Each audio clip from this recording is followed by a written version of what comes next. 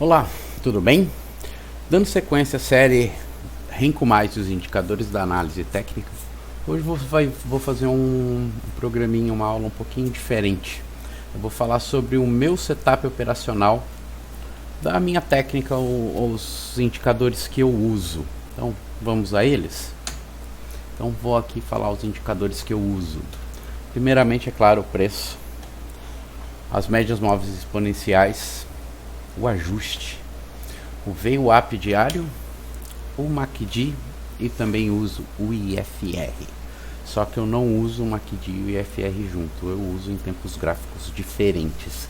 Então agora eu vou mostrar para vocês lá no gráfico como que eu uso esses indicadores, falar alguns insights de como eu faço para usá-los. Beleza? Vamos lá então para o meu gráfico. Então, estamos agora aqui no meu gráfico. Eu uso a Trid, a minha plataforma principal. Então, primeiramente eu deixei sem nenhum indicador aqui, porque o meu primeiro indicador é o preço. Primeira coisa que eu sempre olho, eu dou muito mais valor a qualquer outro indicador, eu dou valor primeiramente nos níveis do preço, aonde o preço se encontra. Então, esse é o primeiro indicador que eu uso verdadeiramente, sempre vou estar olhando as regiões de suporte e resistência. Parece até meio básico às vezes a gente falar sobre isso, né? Porém, muita gente acaba perdendo dinheiro lá no mercado por não saber usar isso, né? Por não saber identificar níveis de suporte e resistência que foram rompidos, que vieram a ser testados, enfim. Então, a primeira coisa que eu olho é o preço. O preço é o que manda. Nós temos que usar os indicadores como balizamento para aquilo que a gente pretende fazer. Eu acho que não dá para se apoiar. Pelo menos eu não faço isso. Eu não me apoio em apenas um sinal de indicador para entrar numa operação. Como eu sempre digo, eu preciso de 3 fatores no mínimo ali me validando que essa operação, a probabilidade dela ter êxito é maior. Então vou colocar aqui no meu setup operacional de tela. Esse aqui é meu setup operacional. Como eu disse a vocês, eu uso as médias móveis exponenciais. Aqui é uma 34, a fúcsia. A amarela é a 144 e a 610 é a vermelha aqui, o marronzinho, mas aqui é assim. Eu uso o ajuste, é esse aqui, esse é meu ajuste e esse é meu VWAP, essa linha pontilhada aí. Tem o MACD aqui abaixo. Como eu disse, eu também uso o IFR. Aí o IFR eu uso nos tempos gráficos, onde eu coloco o candle. Já eu vou a eles e falo um pouquinho sobre eles. Vamos continuar aqui primeiro no meu gráfico que eu opero, que eu fico 80%, 90% do tempo em cima dele. O meu MACD eu uso a seguinte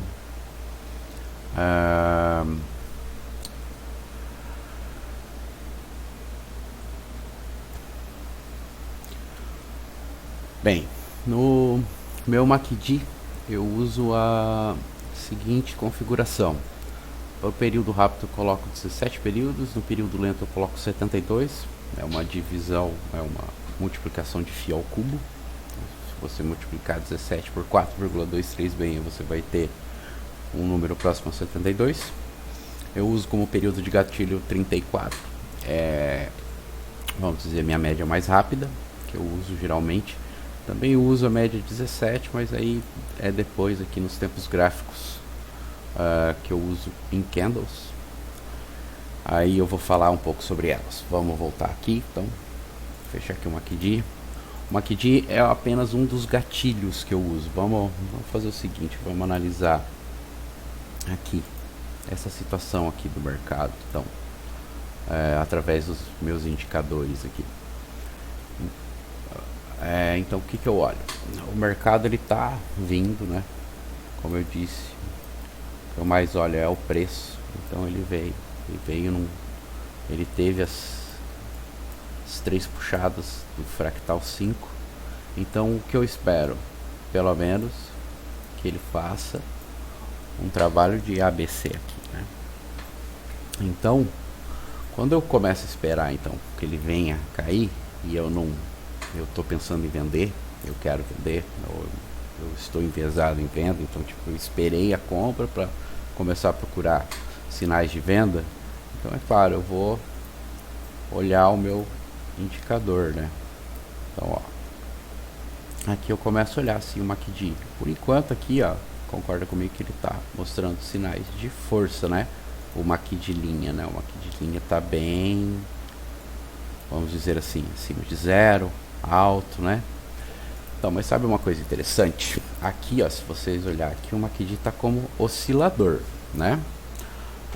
Muitos usam o MACD como tendência e o criador dele criou ele para momento. Então, para você ver, né? O MACD você pode olhar para ele de várias maneiras diferentes. Aqui para mim, isso aqui ele está alto, acima do zero, o MACD linha geralmente ele é um sinal de sobrecompra, tá? Então, outra coisa, quando eu olho para o MACD histograma, aumentar aqui para poder ficar nítido. Quando eu olho para o MACD histograma, eu tenho divergências já na questão de topos, né? Ó, tá vendo que vem descendo, tem uma linha de tendência de baixa, enquanto o preço está numa linha de tendência de alta. Então isso são divergências também. O MACD histograma aqui, ó, ele já está virando. Isso aqui é um sinal, tipo, o ideal é você começar já a pensar na venda quando o MACD histograma ele começa a perder força aqui em cima. Então quando ele começa a entrar na descendência, a cair, então aqui você já pode começar a pensar em venda. Isso aqui já, o MACD está te dando o gatilho da venda. Então tipo, se você só está usando o MACD linha e vidrado nessa que tipo, ele está subindo acima do gatilho, então é para comprar, então aqui geralmente você estaria olhando para compra. Agora se você já leva nesse conceito de que ele é um indicador de momento, então se ele está alto acima da linha zero, isso vai indicar sobre compra. Então não quer dizer que ele o preço vai sair caindo, né, que nem ele fez aqui um movimento forte. É como eu disse, ele vai pelo menos fazer o fractal ABC do fractal ciclo 3, né? Então ele vai fazer a perna de correção. Então ele tende a vir testar pontos importantes da perna de subida. Então esses fundos aqui teoricamente seriam seus alvos, né? Se você entra num movimento de contratendência, seria um scalp na contratendência, você teria esses alvos pré-definidos aqui para você fazer a sua operação, a sua saída, né? A gente viu aqui que o preço foi embora, mas teoricamente é isso que você vai estar procurando se você está num contratendência, né? Então você ó, como que eu falo que eu só não uso como que eu não uso apenas um indicador para me dar o sinal. Eu vi já que o preço já também está me dando esse sinal, porque tipo, ele está me validando isso, enquanto o indicador está me dando sinais de exaustão, o preço está me mostrando que ele pode tomar um rumo diferente sim, porque ele já cumpriu aquilo que ele tinha que fazer aqui e agora ele vai tentar pelo menos fazer a correção disso aí. Então aí tem a questão das médias móveis, como eu disse, se eu entro aqui, lógico, eu não vou estar olhando para essas médias, o meu alvo vai estar aqui, então eu posso usar a média como alvo. Então num scalp de 365 pontos, né, coisa linda fazer esse trade aqui, né. Claro, você também pode definir um alvo mais curto, né, fazer o scalp mesmo, você pegar ali 125, 150 pontos e pronto, fez a sua operação, esperar um outro sinal aqui, por exemplo, acima do ajuste junto com o VWAP. Não sei se eu entraria nesse sinal, apesar que há indicadores mostrando que você pode, porque ele está força, né, ó, uma aqui de linha aqui vindo com tudo para vir para a região de sobrevenda dele, ó. Então ele está indo no meio do caminho, ele está acima da linha zero aqui, ó. Vendo? Ele está quase na linha zero tocando quando ele dá o sinal do indicador do padrão do box aqui. Então pode validar sim uma tentativa de trade, o seu stop vai estar ali. Então é aquela, né? Aqui é uma situação de 50% de chance para um lado, um pouco mais, né? 55% de você conseguir o gain, 45% de você não conseguir.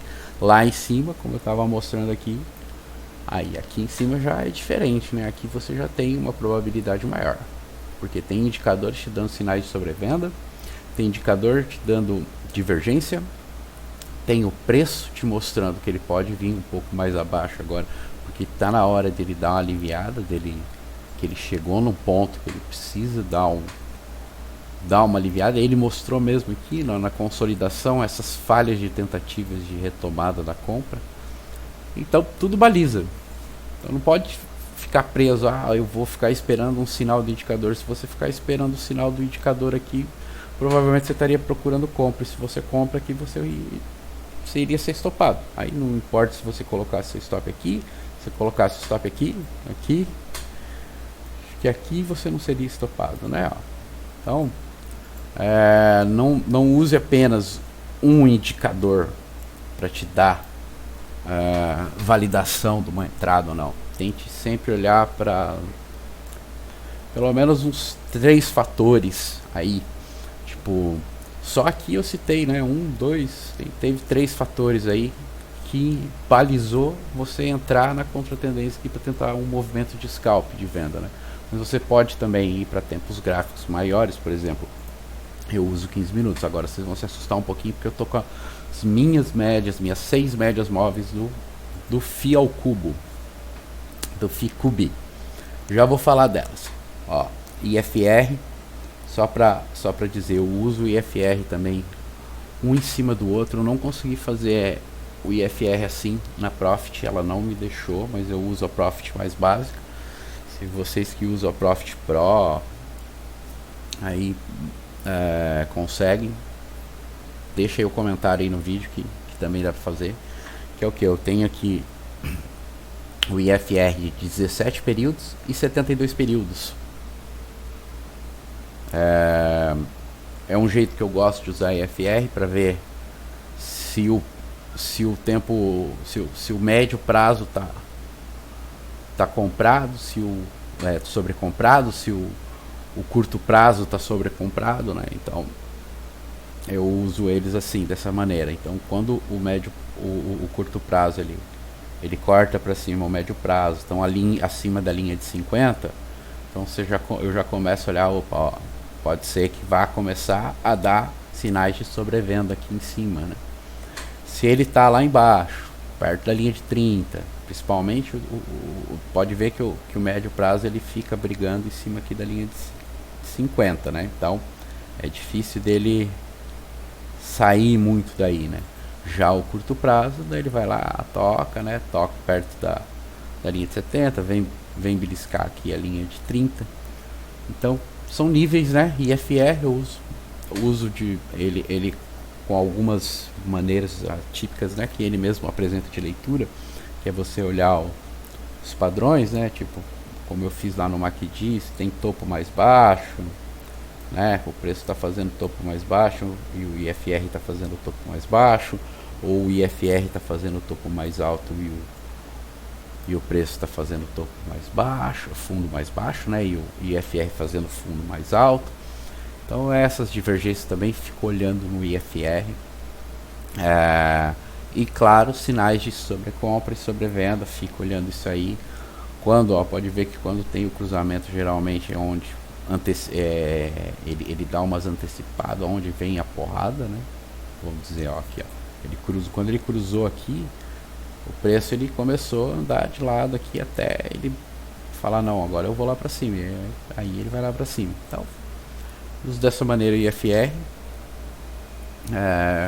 Bem básica mesmo também, a minha maneira de ler o IFR. Acho que a grande maioria vê assim. A única diferença é que eu coloco 2 IFR junto. Pode até colocar o terceiro aqui, seria 305, mas não vai dar assim uma diferença muito grande, né? Eu não uso mais. Agora vamos falar aqui um pouquinho dos gráficos de candlestick que eu uso e as médias móveis, porque eu uso essas 6 médias móveis, né? Eu não uso mais tempos gráficos abaixo de 15 minutos, muito difícil eu colocar ali no 10 ou no 5 minutos hoje. Como eu disse, minha tela operacional é essa aqui, tá? É só 3 médias móveis. Até que eu acho que aí tem bastante indicador, né? E claro, já falei bastante, vou falar sempre bastante, depois eu vou falar sobre ele. Eu uso o Fibo, também considero ele um indicador. Vou falar um pouquinho sobre ele depois. Então, continuando aqui, eu uso essas médias móveis aqui, porque essa aqui são os fractais do Φ ao cubo. Eu fiz o curso do Bo, eu gosto muito do Bo. E o Bo, ele teorizou lá dentro do Ficube algumas ideias assim, que é o seguinte.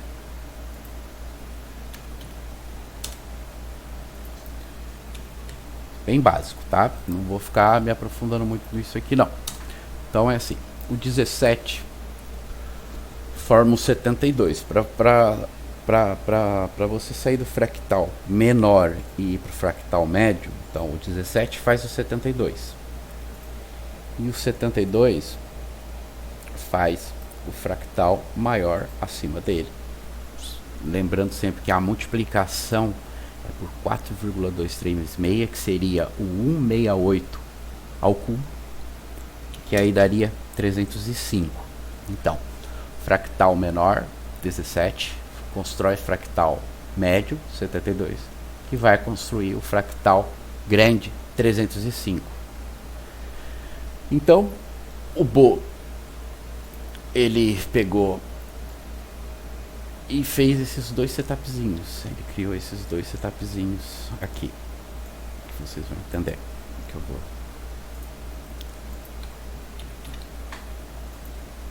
Opa.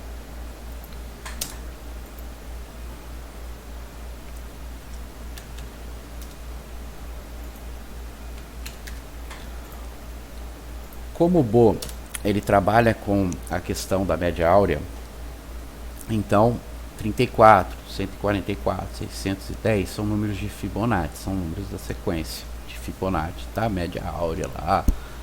Aí se vocês quiserem se aprofundar um pouco mais, deixa um comentário aí que eu criei um vídeo só para falar sobre média áurea e tudo mais.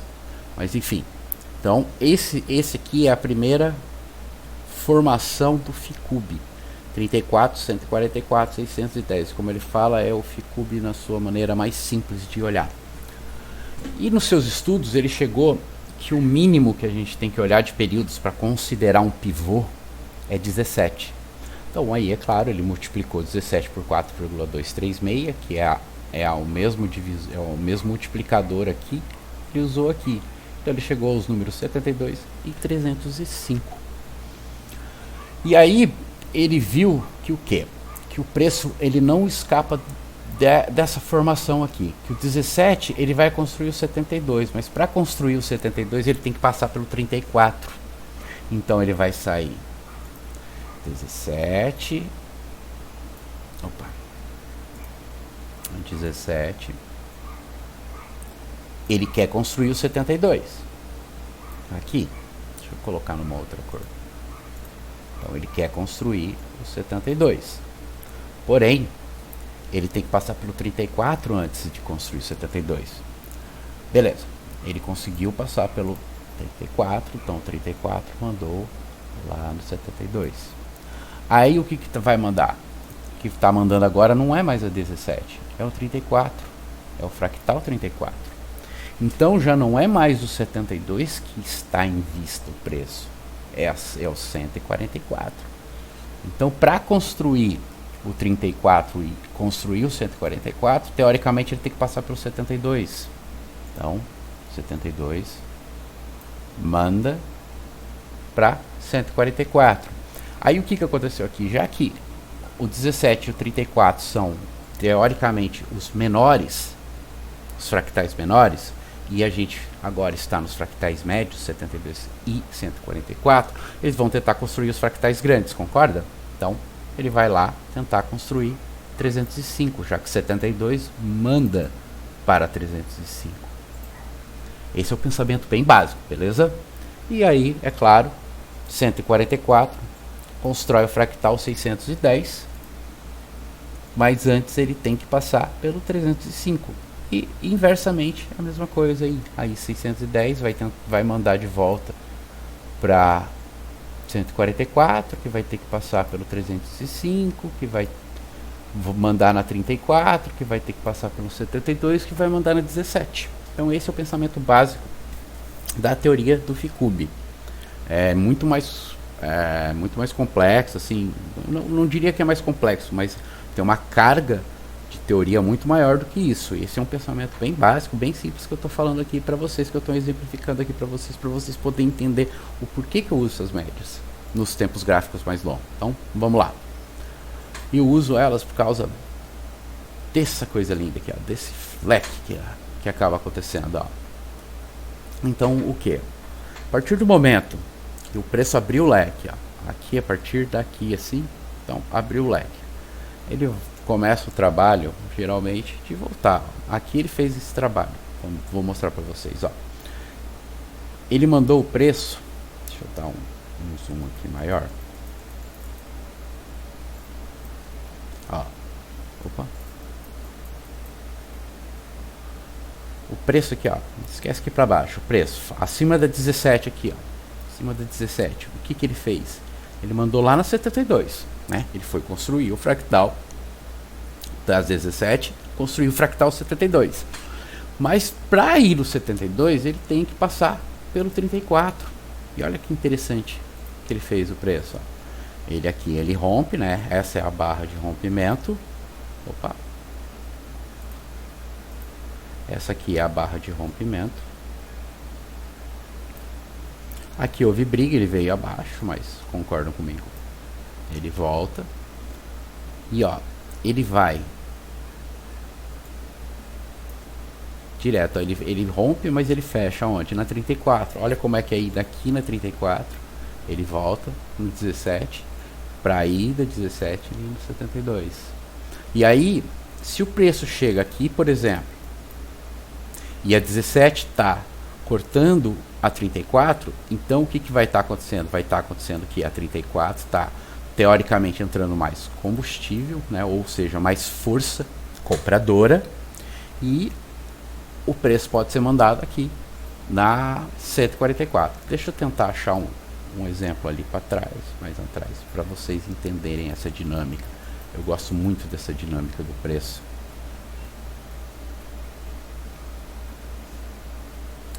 Vamos ver. Aqui, ó. Aqui tem a dinâmica um pouco do preço, mas aqui, ó, vocês vão entender essa questão do combustível aqui. Então, o que aconteceu aqui? Bem nessa região. O preço ele passou para cima do 17, ó, ele foi com tanto ímpeto, o fractal foi tão forte aqui, a ida do fractal, que ele já cortou a 34. Então aqui, a partir do momento que a 17 entra para dentro e a 34 está abaixo, isso vai significar que tem mais força de compra aqui.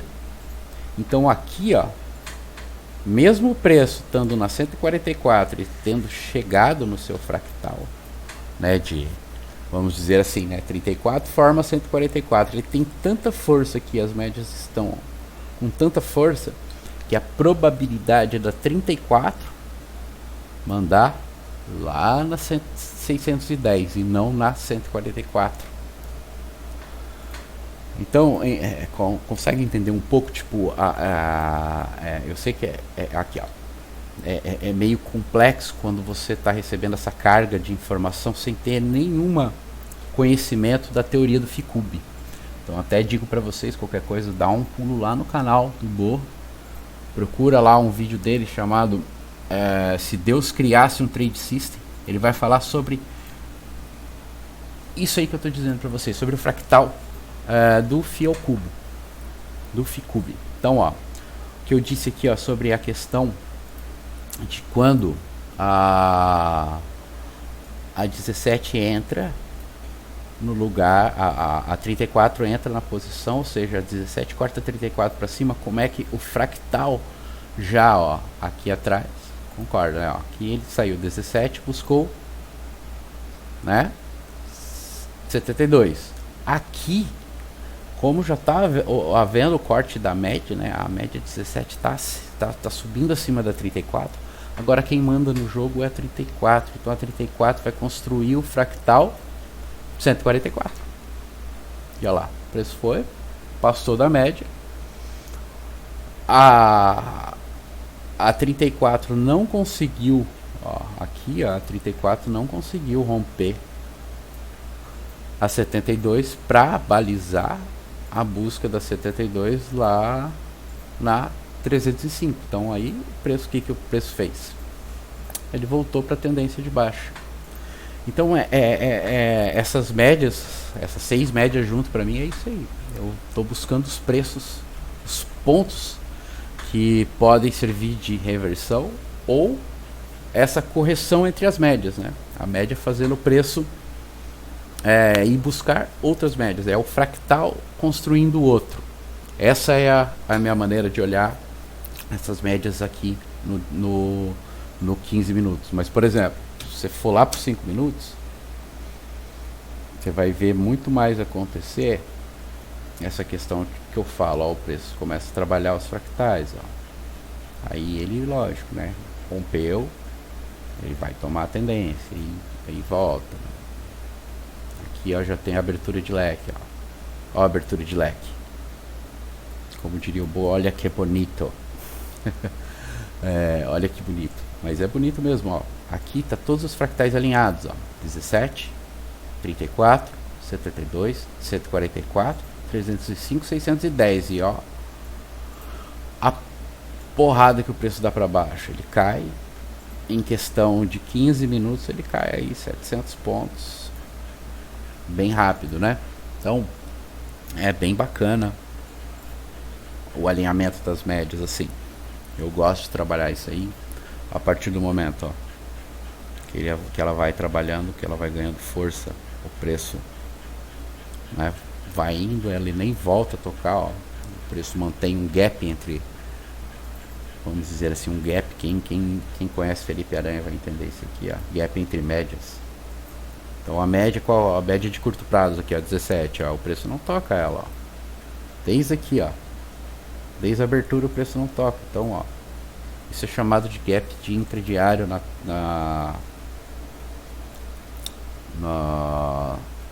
no método do price action do Walbrooks, que aqui no Brasil quem dá aula sobre ele, quem domina ele é o Felipe Aranha, o professor Felipe Aranha, muito bom também.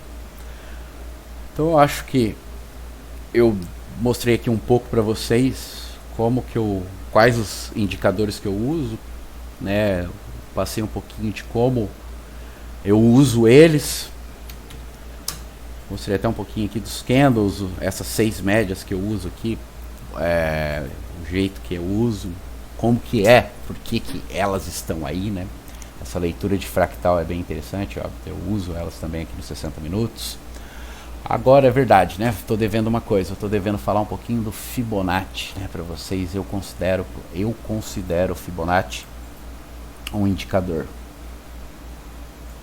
porque esse Fibonacci que eu aprendi a usar aqui dessa maneira, ele é baseado nos robôs, na programação de robô. Então aqui eu estou nos 60 minutos, tá? Ele vai estar trabalhando esses níveis. Então quando eu traço, por exemplo, eu tracei aqui fundo, topo, isso aqui é da Trid, tá? Quem tem a Trid, ó, vem aqui na ferramentas, dados de mercado, tá? Ó, tem aqui, ó, topos e fundos. Eu uso 13. Ah, mas você falou que o Bo usa 17 como período mínimo, né? Só que para ver topo e fundo eu uso a teoria básica de Elliott lá, que são 13. É o mínimo de 13. Você precisa ter 13 candles, 13 barras, 13 rencos para formar um pivô.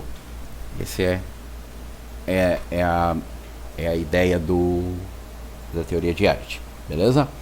Então, aqui quando eu traço o Fibonacci dentro do tempo gráfico longo, então o que eu vou fazer? Eu vou buscar aí os 4, 5 dias, né, últimos dias aí de pregão que teve, e vejo os topos mais relevantes, o topo e o fundo, né, da última pernada, assim pode-se dizer. Então, para mim, a última pernada, quando eu coloquei esse fibo aqui, eu tirei para fazer esse vídeo, mas eu tenho meus fibos marcados aqui, enfim. E quando eu coloquei esse fibo aqui, né, nesse dia aqui, no dia 10, depois do dia 10 para o dia 11 de fevereiro, então eu queria medir o que? O prazo longo maior. Então, esses níveis aqui é onde eu vou estar trabalhando. Lá dentro do meu gráfico, eu vou colocar aqui a cor, e aí a gente vai lá para o gráfico de 10R, aí vocês vão poder falar melhor sobre isso lá. Então, eu transporto lá para o gráfico de 10R, e aí eu estou aqui no 10R. Então, o que eu olho? Os níveis. Eu estou de olho sempre nos níveis. Aqui no longo prazo, quando eu traço, eu fico de olho no menos 11, no 111, aqui em cima, ó. Esse é o nível de 111, esse é o nível de menos 11. Aqui está 111 e 112, tá? E aqui é 76 e 78, para vocês já saberem, tem duas linhas aqui. Então, enfim. Então eu fico de olho nesses níveis. Deixa eu botar numa outra corzinha mais clara um pouco, para vocês poderem enxergar, né? Vou botar aqui em rosa. Então aqui. Então eu estou de olho nesses níveis. Eu não estou olhando aqui para cima, tá? Eu estou olhando aqui dentro desses níveis. O que o preço pode fazer aqui dentro? E principalmente nisso aqui, que é chamada região do filé, por quem desenvolveu essa técnica, que foi o Marco Rossi, de olhar, de usar o Fibonacci dessa maneira aqui. Eu não vou me aprofundar nisso aí, eu tenho aula lá na minha série sobre meu método, falo bastante sobre isso aí, então não vou ficar entrando em detalhes, qualquer coisa. Vou deixar o cardzinho aqui em cima aqui para você, no vídeo, só ir lá e ver o vídeo sobre Fibonacci e correções. Então, é aqui que eu busco. Quando eu olho para o tempo gráfico maior, quando ele entra aqui dentro desse, né, do nível de 76 para 23, ou se tivesse invertido aqui 23 para 76, né, 23 76, eu estou olhando isso aí, porque o preço faz, ó, o preço fez aqui, ó, em um candle, e ó, aí ele vai, ó, como o preço vem. Então o preço, ó, ele saiu do 23, foi para 76, né, rompeu, tocou lá, né, aqui querendo ou não, é o que eu uso, né, a perna, então, e, ó, ele saiu do 76, veio no 23, aí tentou voltar aqui no 76, voltou para o 23, foi um pouquinho mais abaixo, voltou no 76, veio no 23, quase cravou para ir romper o 76 e falhar lá no 100, próximo ao 111. Aí o que ele faz? A partir do momento que ele volta para dentro do 76 aqui, ó, ele vai lá no 23, ó. Aí depois ele abriu, aqui já num gap de baixa, foi a última sexta-feira, dia 19, ele abriu um gap de baixa, e aí trabalhou aqui, ó, entre o 23 e o menos 11, que se aí você pode fazer o quê? Qual que é o pensamento? Esse menos 11 nada mais é do que o 111, então você pode olhar o menos 11 como 111, 111, então você está ali, 111, 111. Então é isso que eu olho no longo prazo. Aí quando eu vou para dentro do intradiário, eles têm uma técnica, esse pessoal, essa técnica, né, de usar o Fibonacci desse jeito, que chama Fibogap, que é o que? Você pega um fundo relevante que faça, você pode escolher, ó, se você achar que isso aqui é um fundo relevante, pode ser interessante para você traçar, mas como eu uso os 13 total, então para mim fundo relevante é aqui, e topo relevante aqui. Então a abertura do gap, abriu o gap, espera fazer o fundo, fez o fundo, você vai traçar o Fibo, que eles chamam de Fibogap. E aí você vai trabalhar esse Fibonacci, esse Fibogap, né, vamos dizer assim, dentro do seu interdiário. Então se eu tenho já lá o meu Fibo mais longo traçado, está aqui em rosa, né? Aí eu tenho o meu Fibo Gap. Então aí tá minhas zonas que eu vou trabalhar o preço, que eu posso chegar a agredir ou não, onde eu vou abrir uma posição ou não. Então, eu sei que eu tenho os sinais aqui dos meus indicadores que eu uso como gatilho, mas eu tenho as regiões de Fibonacci que para mim são muito importantes, porque como ele é baseado no robô, então aqui eu entendo o que o robô está fazendo, o que o robô quer fazer. E nada melhor do que você trabalhar a favor do robô, porque nada mais é o robô. Pô, os grandes, os players eles têm as mesas de humanos, né? Vamos dizer assim, a mesa onde tem os traders, né? E aí existe vários tipos de trader. Tem o trader dos 60 minutos, tem o trader do 15 minutos, tem o trader do 5 minutos, tem o trader scalp que vai estar no minuto, né? E o robô a mesma coisa. Então você tem o robô de 60 minutos, que seria o robô do swing trade, né? Você tem o robô do diário, você tem o robô do semanal, você tem o robô do 15 minutos, você tem o robô do 5, você tem o robô de scalper do minuto. Então tem todos esses robôs trabalhando no mercado, e você saber mais ou menos o que eles estão pensando, por assim dizer. Porque não engane-se quem pensa que o robô não sente dor. O robô é programado por pessoa, e pessoa sente dor. Então o robô ele vai sentir dor também, tá?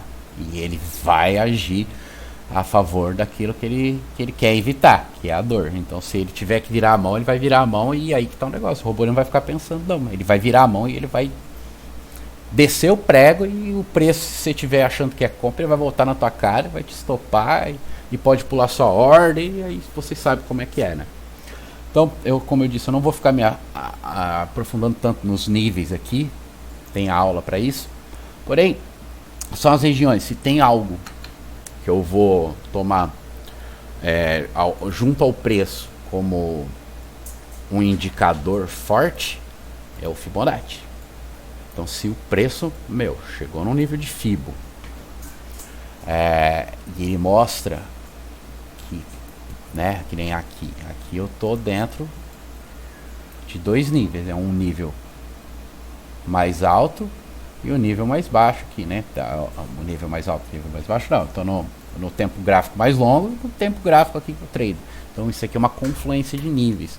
Se há uma falha dentro da confluência de níveis, isso aqui está começando a me balizar, buscar trades aqui para baixo, buscar trades na venda. Quer ver? Interessante também. Ó a questão da contagem de fractais, né? Você pode fazer isso aqui, ó. Então, não ficou bonitinho, não ficou perfeito. O preço não é perfeito, o mercado não vai ser perfeito, tá? Então isso aqui, ó, tem um fractal 5. O que ele pode fazer? Como eu sempre digo, ele pode vir fazer ABC, mas ele jogou o preço lá embaixo. Outra, a gente está num trend, né? Nós estamos num trade de venda aqui. Eu posso até colocar esse para ficar, né, bem específico de venda. Então para mim, compra é azul, venda é vermelho. Então isso aqui é venda, tá? É venda. Eu tenho análise também, ó. Vou deixar o cardzinho aí do resumo do dia 19. Eu falo sobre isso aqui, tá? Também falo falo sobre Fibonacci. Então eu vou estar procurando venda aqui nessa região. Ele veio, ó. Lembra que eu falei? Eu estou procurando os níveis lá do tempo gráfico maior e ver o tempo gráfico menor. Aqui, ó, ele não chegou a tocar porque tinha um nível antes. Então, ó, o 23 está aqui, ó, do meu Fibo Gap. O 23 está aqui. Vou botar um vermelho mais claro aqui para vocês poderem enxergar, né? Então, o 23 está aqui, ó. Ele falhou no nível próximo ao nível de 23. Então, o que eu espero? Eu espero que ele venha aqui no 76. Então, se eu fiz uma operação aqui, meu alvo está aqui no 76. E eu tenho indicador, ó, a minha média móvel 144 aqui. A minha média aqui, se eu for usar uma média para entrar numa operação, eu vou usar ela, vou usar a 610, eu não uso a 34. 34 eu uso como alvo, geralmente, quando eu quero fazer um trade de contra-tendência aqui, ó. Isso aqui é um trade de contra-tendência, né? Estamos na tendência, ó, tá subindo, o preço quer vir fechar o gap. Então isso aqui é uma contra-tendência. Então aqui, qual que é meu alvo? É 34. Por quê? Porque o preço pode chegar aqui e ficar brigando e antes de vir para baixo.